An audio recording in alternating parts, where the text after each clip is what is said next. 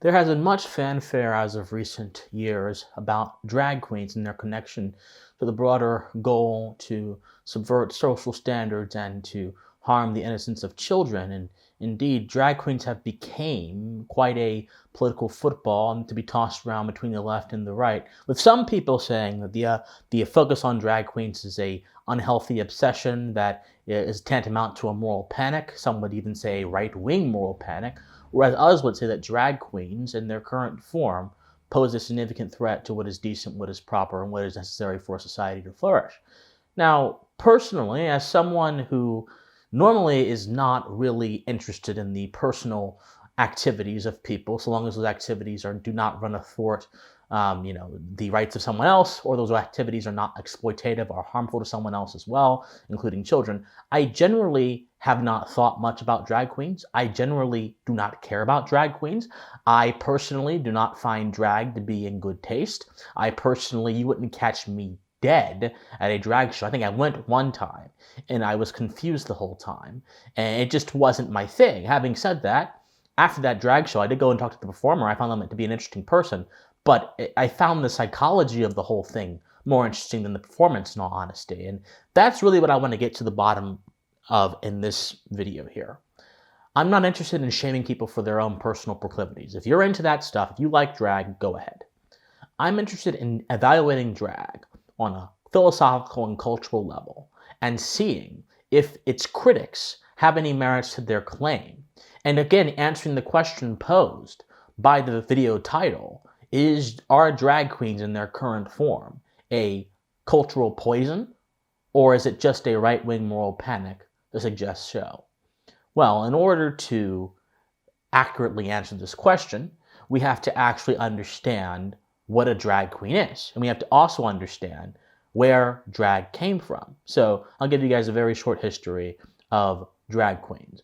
Drag essentially is sourced somewhere between the beginning of the 1900s to the late 1800s. In fact, some academic accounts of drag will link its origin story to William Dorsey Swan, an individual who oftentimes dressed in women's clothing in the late 1890s.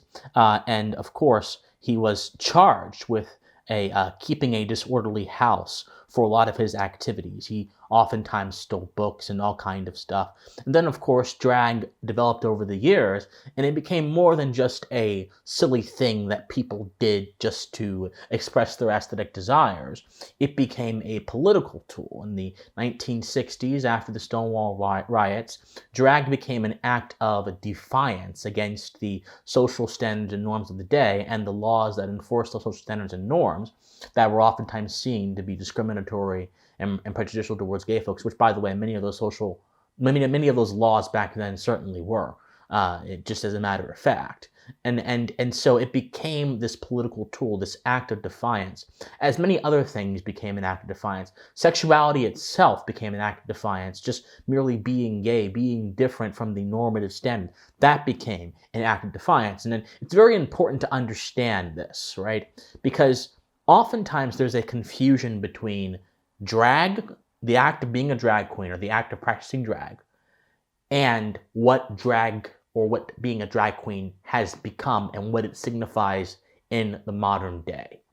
And this confusion is the source of 90% of most of the issues on both sides here. And this confusion is also the source of the poison that drag queens, wittingly or unwittingly, I'll be uncharitable here and I'll say wittingly in many cases, transmit to children. So you go away, you're in this period of this gay liberation movement where sexuality is more than just a part of you that complements your individuality. It is in fact a very big part of you that you can use as a social tool, as social capital and political capital to try to get laws to change, try to get norms to change. Then you go in towards the late 80s, early 90s with Teresa de Lauretis and Gail Rubin, and queer theory is born from the fires of the Frankfurt School, which birthed critical theory and also birthed critical race theory, and then of course queer theory is a derivative of that sort of Marxist genus of thought. And so queer theory comes along and it says that the practice of defying norms should not only simply be something that is done on a political level, it should transcend the political and become something that is an all-encompassing activity. That the norms themselves, they're not merely oppressive towards one group of people, they are meant to hold down people even who would not seem to be affected by the norms themselves, like children. And this is why queer theorists, they come up with this idea that childhood innocence is actually a bad thing, because in their words, childhood innocence stops children from expressing their true self. It buries their true self beneath all these social norms and all this minutia, and the minutia traps the child. This is why many people have pointed out that queer theory actually has been used as justification for pedophilia, because according to queer theorists, according to them, they do not believe that pedophilia is a bad thing. They believe that pedophilia or man-boy relationships are actually a fulfillment of a child's inner desires. And they mix Freudianism and all kind of different theories to try to make this claim. Of course, I'm just explaining these claims. All these claims are monstrous. They are false. They are nonsense. I do not believe them. I actually have a video on this channel about queer theory, a 1 hour and 30-minute video of my own research, not anyone else's, my own research on the topic. I encourage all of you to go look at it. It'll be in the comment section and the description down below if you want to learn more about this disastrous dead-end ideology. But on to the more important stuff.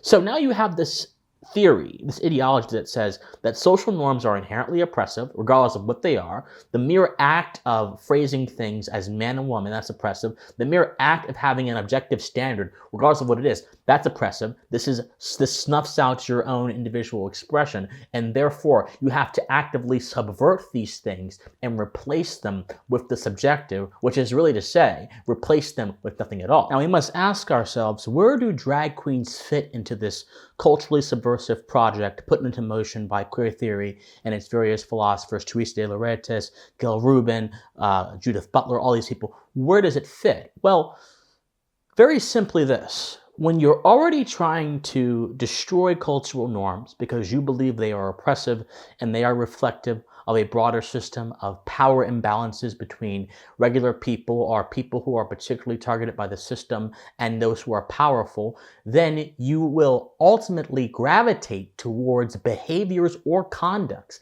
that deviate from the norm. And I mean this in a statistical sense. I'm not saying this in a bad sense. So for example, gays and lesbians became a weapon for the culturally subversive people who wanted to make sexuality into something greater than it actually was, and then use that to attack certain institutions in America and certain ideas in America, such as, for example, the idea of monogamy.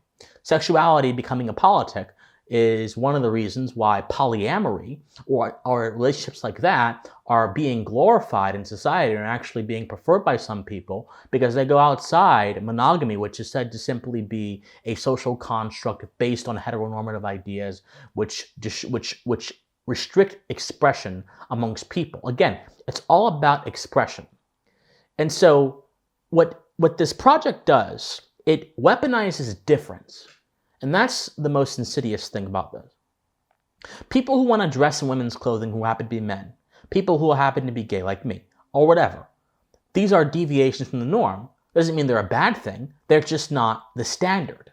And in a free society where we can have a baseline of mutual respect and beneficence towards our fellow man, we should be able to exist with differences of taste and style and aesthetics that don't translate into our ethical conduct.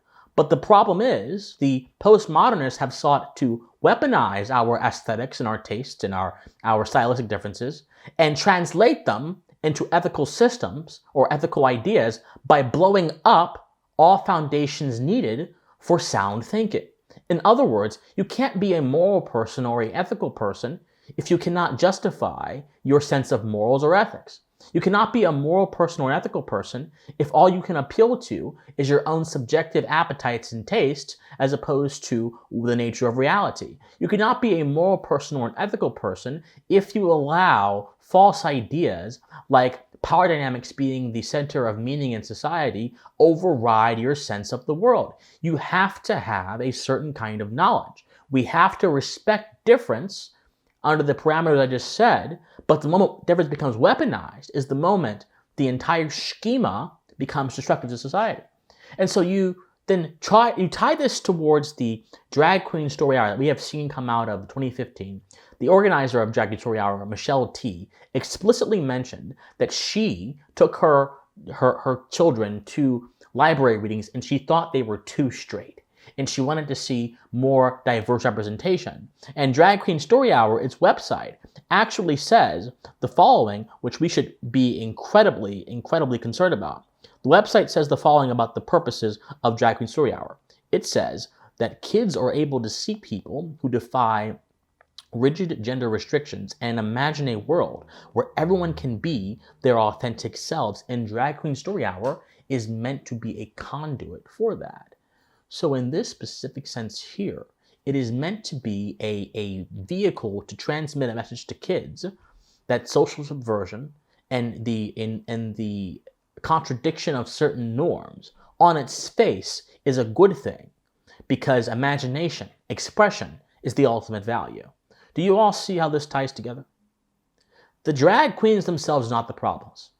Some more traditionalists amongst us may balk and scream and wince at a man wearing woman's clothing, even though that has been done throughout history, and in many cases, it's actually quite mainstream. If you go over to the Scots and the Irish, kilts, all that kind of stuff, that's generally seen as feminine. I think actually this distinction is so stupid. Women's clothing versus male clothing. It's linens, it's cloth, tied together using ideas in the mind to implement on objects in reality. I don't understand why we associate these terms with traits that belong to people. It just makes no sense to me. Anyway, as a different rant for a different day about the epistemically sour state of our country. So the drag queens are not the issue. In a society that respects basic foundations, you can have a wide range of expression. And that wide range of expression can be non-threatening to those foundations. They can be non-threatening to those essential qualities of a society. But the fact that drag queens deviate from the norm, homosexuality deviates from the norm, all these different ideas deviate from the norm, they have become weapons. They have become opportune tools used by people who actually want to tear down all meaning, who want to tear down all objective standards, or who want to tear down man's nature as a higher being, a being of reason, and make him this pile of clay who is shaped and determined necessarily by different laws and power structures. There are people who are waging a war on all that is true and all that is righteous. And they use whoever they can to advance their causes. In this sense, drag queens are merely a victim of a broader political project undertaken by radical left-wing ideologues and postmodernists who see them nothing more, see them not beyond their instrumental value. Remember, collectivists view man as a means to an end, not as an end in itself, which is why it's important for people who are drag queens, who are gay, who are lesbian, or who may have any identity that deviates from the norm, to assert something very clearly. Assert that their identity, well, their propensities, their aesthetics, do not override who they are fundamentally, and that is a fully realized, concrete individual who exists against the backdrop of a world that is governed by processes that we understand and that we can discover by using our innate human nature. If more people asserted the concrete nature of their individuality over these propensities or aesthetics, you would see a society where this debate over drag queens would be minimal and relegated to niche areas, and it wouldn't be a matter for national news or school boards because it wouldn't be infecting the kids.